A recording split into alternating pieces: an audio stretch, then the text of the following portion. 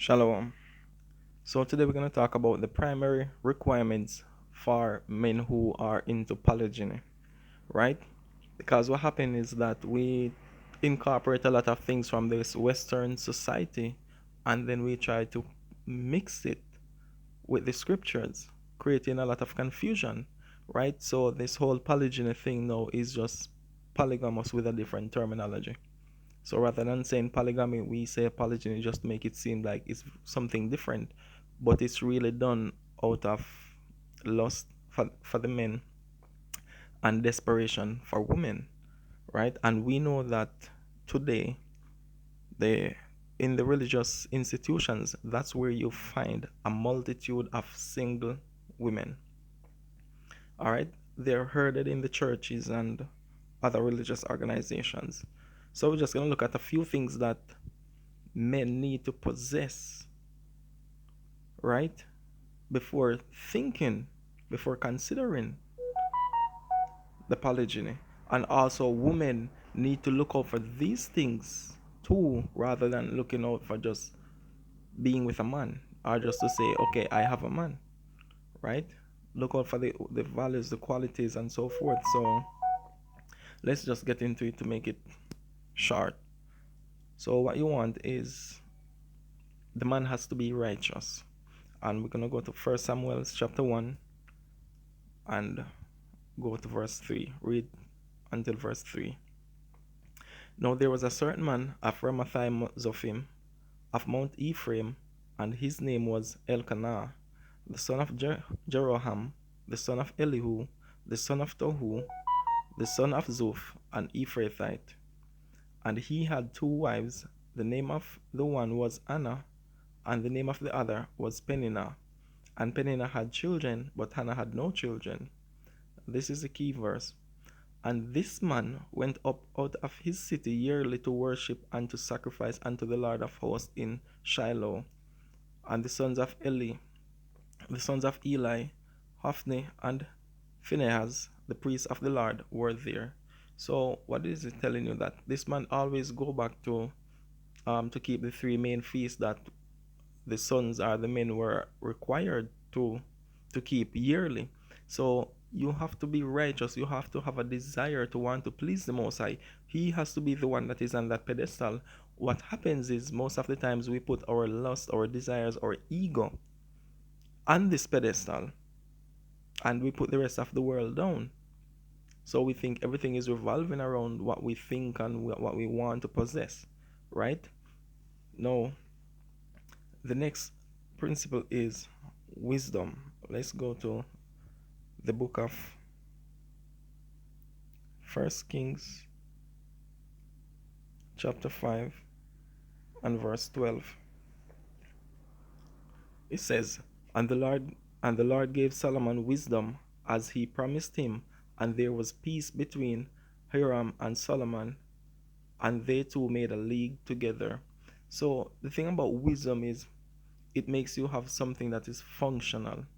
And the reason why a lot of, because even in one-on-one relationship, when there's no wisdom, it's just what total consumption, right? So wisdom helps you to have a unit or a structure that's functional, whether it be with family, friends, work colleagues, or whatever it might be. So it helps you to maintain peace and unity. You get people to work together because of this wisdom. In a lot of these relationships, are so-called polygynous relationships, there's no unity, there's no peace. Somebody is not satisfied or somebody is not comfortable, right?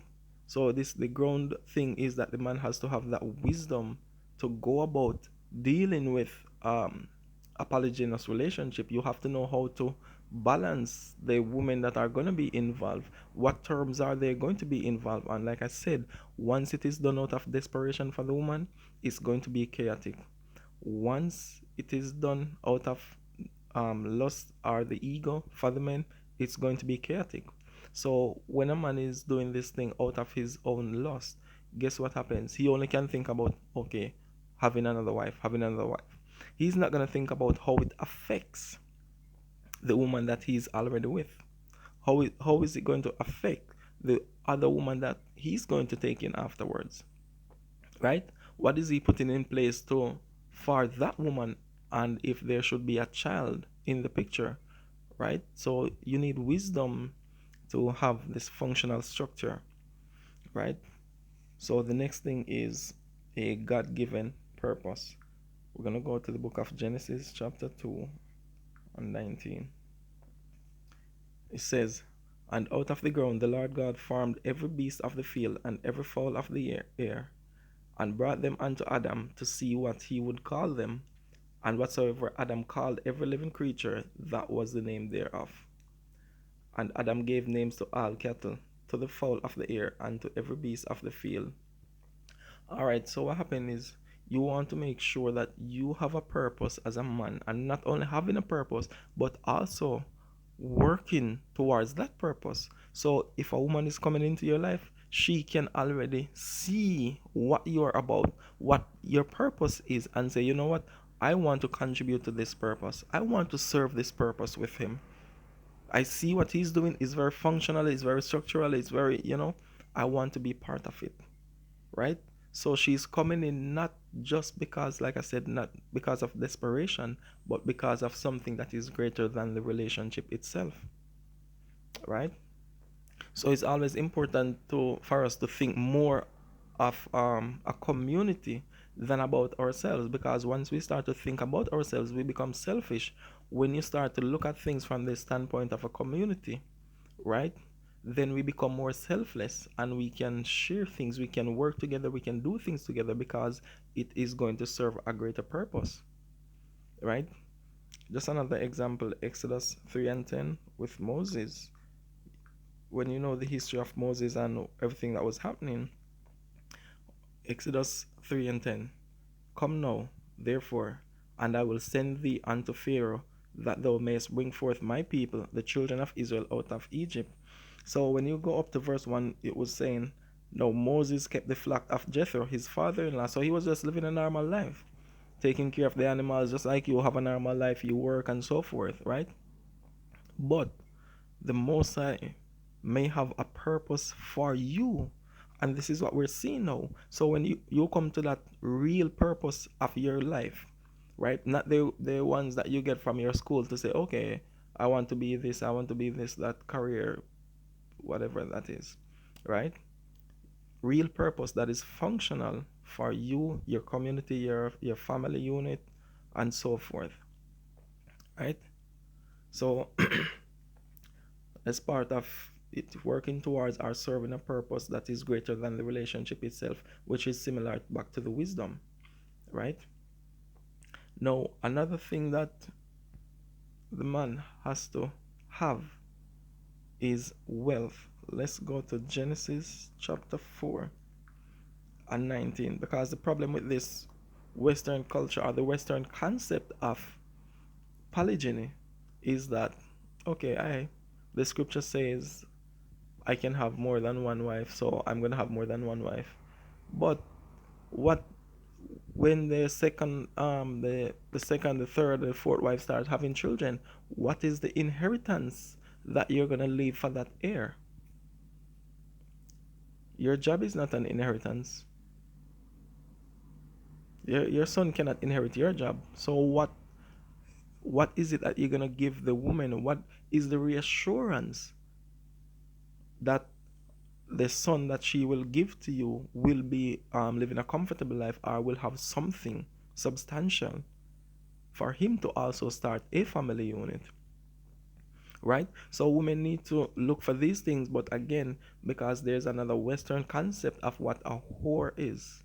So a lot of women think that if they're with a man that give them some things, that's being a whore because they're having sex and getting some things. No, which is worse? Having sex, having a relationship, and not getting anything out of it but that emotional pleasure. But what happened to the other aspect of your life?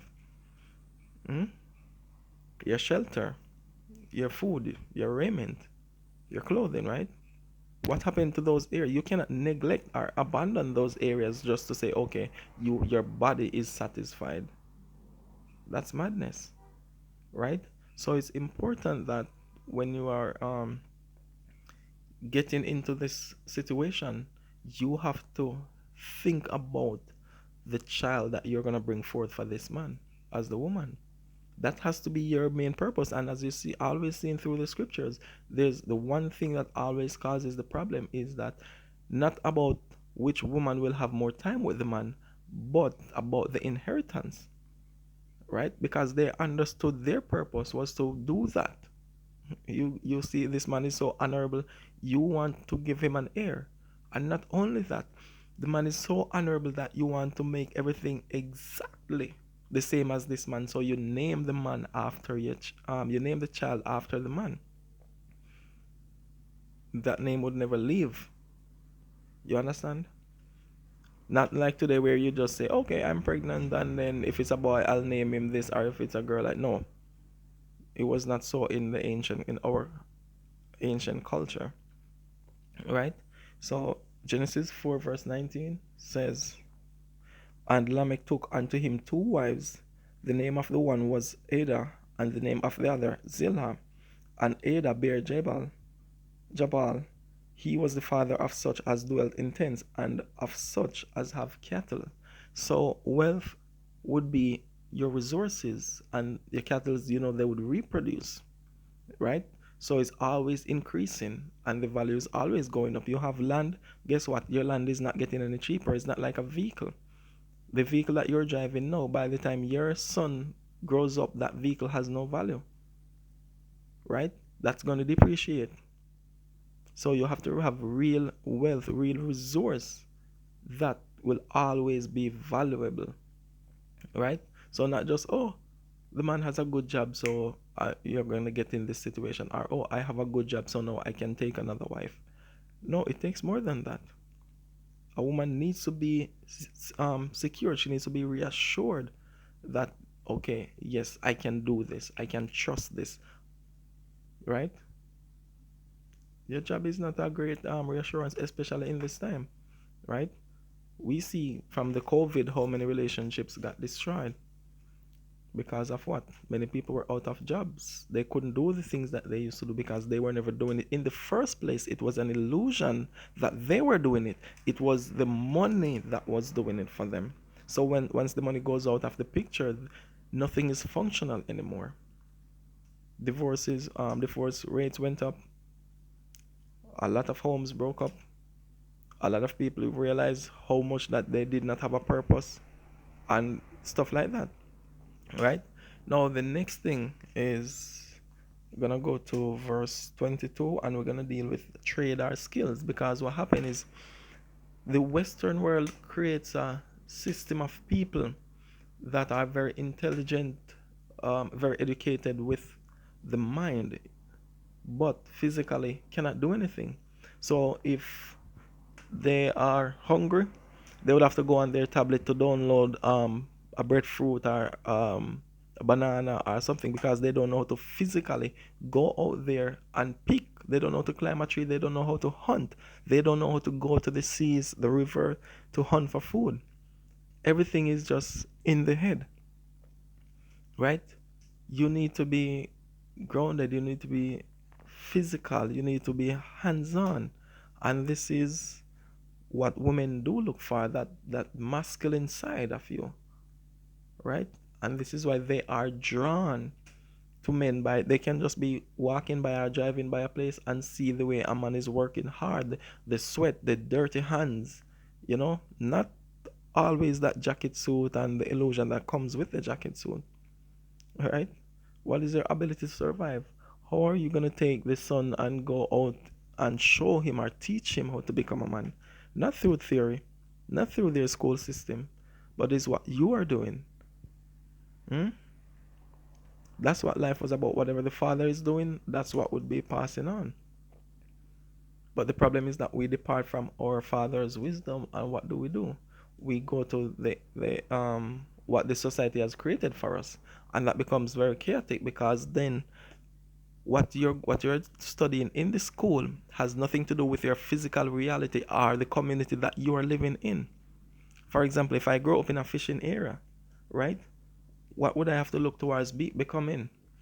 Either I'm going to become a boat builder, a mechanic to fix engines, or something like that. But what's the whole point of Me becoming an accountant when I live in a fishing village where there's no firm for me to work in as an accountant. No, I'm gonna have to do what? Leave my neighborhood, hoping that I'll get a job out there that can take care of me. And what I'm gonna do now, because the distance is so far, now I'm gonna have to rent somewhere. So I leave a place where I was living okay with my family, but now I have to go to another, go in the city where the life is way more expensive. And I cannot afford the life there. But just because I have a job, I feel in my mind that I'm okay and everything is being taken care of. No, that's dysfunctional. But that's the world we live in. So, however, these are some basic requirements for men to have before considering polygyny, and also women need to look for these things. Polygyny is not just a concept or an idea. This is not where you stay here and you're talking to somebody over the phone and there's nothing beyond that. That's not real. That's an ideology. That's a concept. That's just pleasing because you're lonely or desperate or because the man is um, lustful. It gives a sense of pleasure in the mind, but your reality is that you are still at your place alone and nothing is changing more than you know that you talk to someone on the phone once in a while,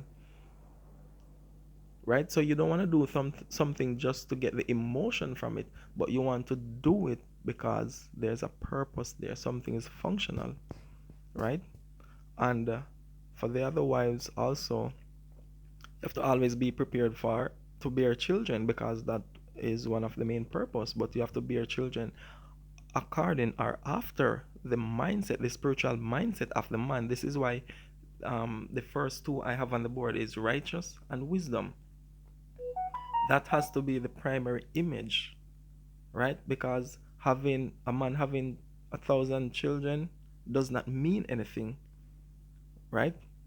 You need to have children, you need to reproduce after your kind. So if you're a righteous man, established in wisdom and so forth, you have to first remake or remodel that woman, that other wife or other wives in that image, so at the end of the day, anywhere your heirs are, your sons are, you don't have to be worried about what they'll be taken onto.